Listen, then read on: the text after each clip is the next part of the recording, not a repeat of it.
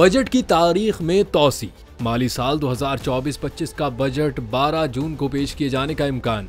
10 जून को पेश किए जाने वाला माली साल 2024-25 का बजट वजीर आजम के दौरा चीन की वजह से 12 जून को पेश किए जाने का इम्कान है, जिसके लिए वफाकी हुकूमत ने अपनी तैयारी मुकम्मल कर ली है। वजीर आजम पाकिस्तान 4 से 8 जून 2024 तक चीन के दौरे पर हैं।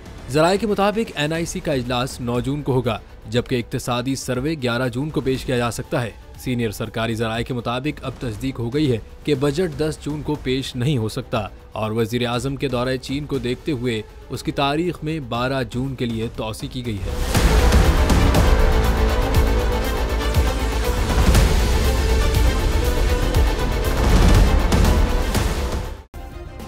सब्सक्राइब करें और बेल दबाएं ताकि कोई खबर रह न जाए।